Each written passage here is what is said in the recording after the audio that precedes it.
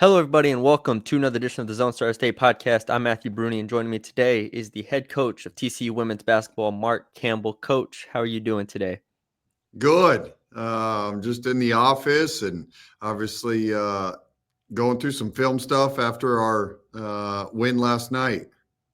Yeah, it's a resounding win for y'all over Stanford, 103-64. Now puts you out 11-1 to start the year. We talked to you before the year started, and a lot of it was, I don't want to say hypothetical, but putting a lot of different players together and adding Haley and adding different players and different lineups and stuff. Just through these first 12 games, what has stood out to you just in a big picture sense and what you're most proud of this team so far? Yeah, one is just with 6 new portal players, half your roster's new. You never know how it'll all come to fruition, how they're going to play together as a unit. And there's personalities and in the locker room and then on court. And so there's just a lot of moving parts to get a team put together. And so after 12 games, it's come together at a high level. And we've had a challenging non-conference schedule with NC State and Notre Dame and South Carolina. I haven't checked the net today, but as of yesterday, we were number 7 in the country. And so we're in a great spot as we get ready for the Big 12 on Saturday. Couldn't be more proud. At the same time, this group, we got a lot of potential, room for growth still over the next, 2.5 months. So I'm really excited. Yeah. You mentioned those wins over Notre Dame and NC State. What did that mean to this program, but also this team, and just seeing, we are up there. We can compete with anybody in the country, and get those wins early. Yeah, that's what we're learning is I think this team can compete with anybody in college basketball. And the first big one, NC State at the Schollmeyer, I think they were number 9 in the country heading into that game. And so that was a really big game for us, and a team that NC State had played in the Final Four the year before and had their group back. So that was a huge statement, great environment, great crowd. And that let you know, man, this team's got a chance to be special. And then the game against Notre Dame out there in the Cayman Islands was awesome. It was, in a small gym, not a huge crowd, and it was a showdown. I think at that time they were number 3 in the country, and since that game, they beat Texas, they beat UConn, they beat USC earlier in the year. So they have an unbelievable team. And so for us to get that done, so that was two big wins as you build your resume and just your belief. These kids, as we're building and chasing the elite programs, and that's what we want to be year after year. These wins are huge. Yeah.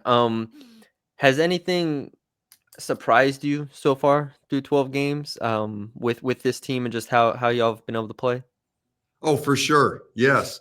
Haley, her playmaking ability, her vision, her skill set, and the way she can manipulate a pick and roll and create for herself and others. I mean, Haley's scored over 2,000 points in her college career, so she is a very accomplished scorer. But this is year 5. Those 4 previous years, you never got to see Haley be this elite playmaking guard. Her assist to turnover ratio, I think, is 4-1 now. Yeah. It's never been better than 1-1 in her career. I think she's top 10 in the country in assists. And so you're seeing a Haley, when you studied her, you thought she had it, but she's never done it. And so that's been an awesome surprise. And then Taylor Bigby's been incredible. And she had never put all of her gifts have never come to full fruition. And then, Sedona and Agnes and Madison Connor, you kind of knew what you had in those kids. And then Donovan Hunter is still growing.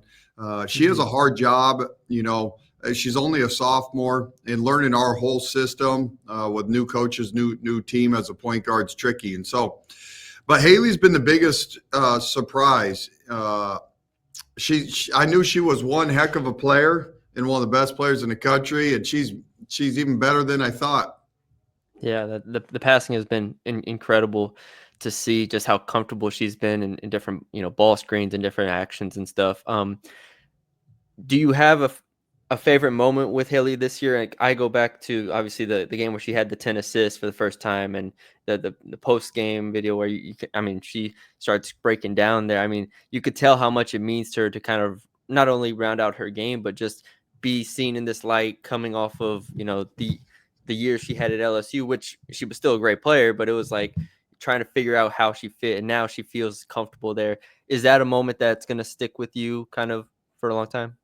Yeah, that was a huge moment. Ironically, because of the things that we were talking about, it makes it sound like that moment was because of her double double and her 10 assists, which was neat. And she's never had a double double with 10 assists. She's had double doubles with rebounds, but Mhm. the tears and the emotion wasn't from the double double. That's what it sounds like. The tears Mhm. and the emotion was a young person who, those were tears of joy. There was a sense of relief and thankfulness of just the environment she's in. And Haley gets to be Haley, and she's having a blast playing basketball. And so it's, if you watch a video clip, because of the dialogue, it sounds like she got emotional because of her double double. And it's Mhm. way, way bigger than that. And obviously, I didn't even know the cameras were on, and we had just finished our locker room meeting after the game, and there was only a couple of us around, and so that was a private moment, really special for Haley. That she's getting to showcase all of her abilities right now. And buddy, if you saw this kid's work ethic and grind and day to day maturity and how she approaches it, like she is a pro's pro right now. Yeah. And so, as much as she's impacting our culture on the court, behind the scenes, uh, just her maturity and how she approaches her craft is rubbing off on everybody. And that started when she was getting ready for the Olympics, doing 3-a-days.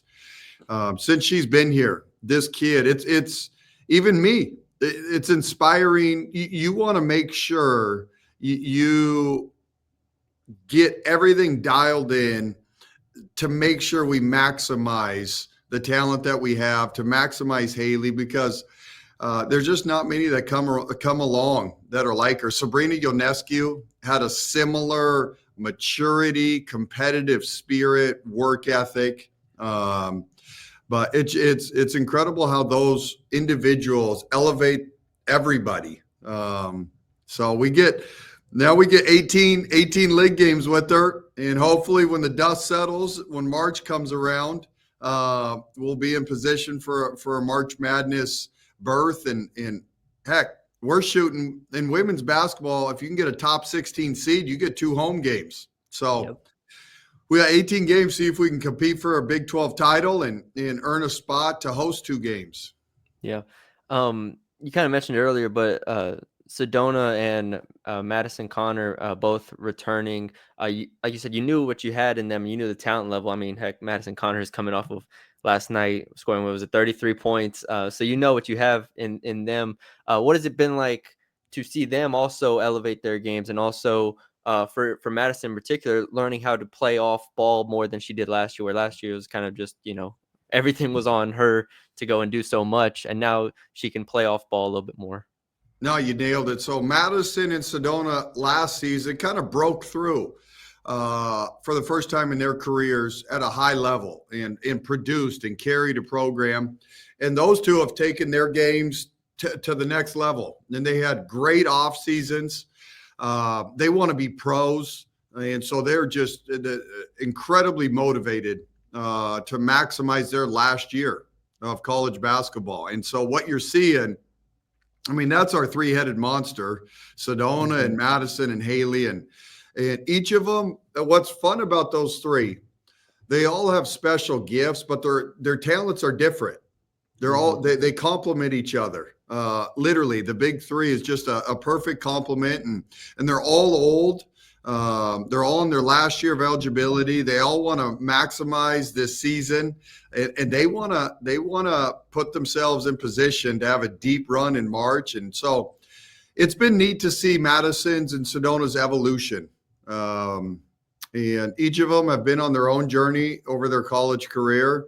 And they're producing right now at a high level. And all 3 of those kids, I really hope that the W finds a spot for each one of those kids because they can play in that league. And I'm just thankful I get 3.5 more months with them because they're incredible hoopers, but they're just awesome kids, man. Getting to go to practice every day with them is really, really fun. Yeah. And going into the year, at least from our perspective, we didn't know Maddie shares like the significance of her injury and how long she'd be out. She ends up being out for the season.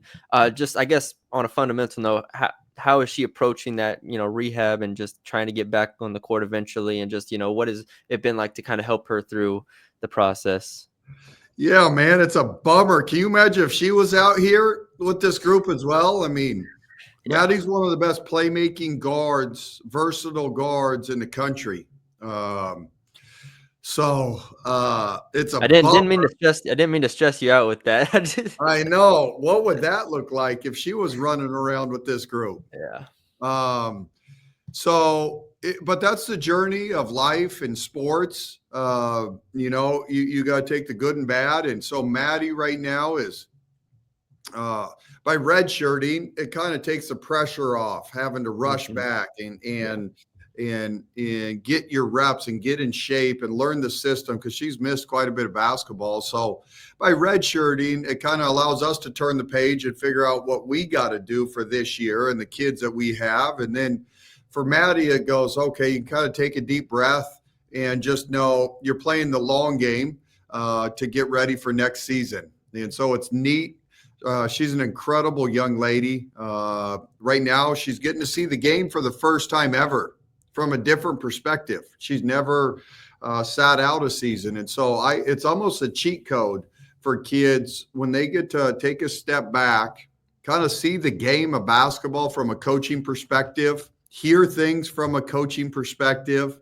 And so in a weird way, there's a huge element of growth for those kids that get a red shirt.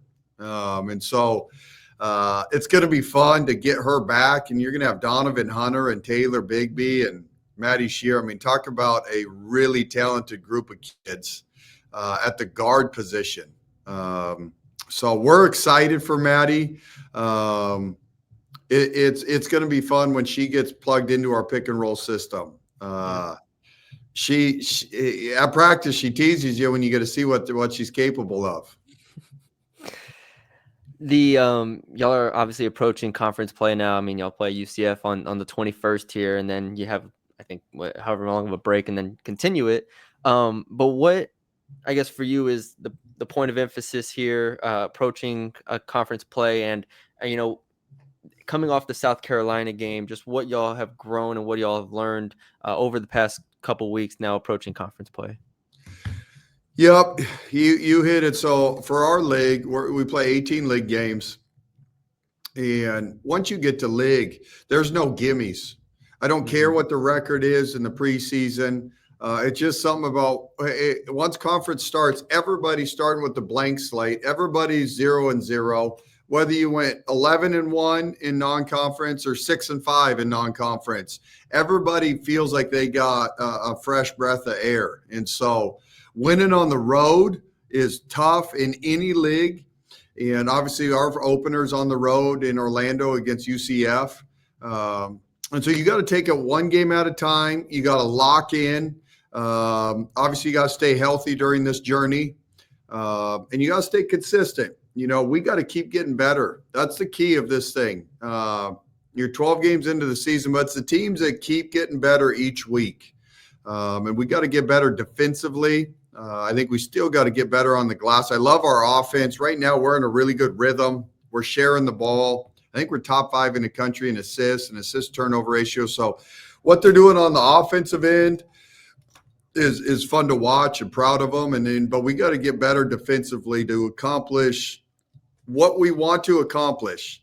We got a long ways to go defensively, and we're going to get there because this group, they're a group of workers. So it's going to be a fun journey.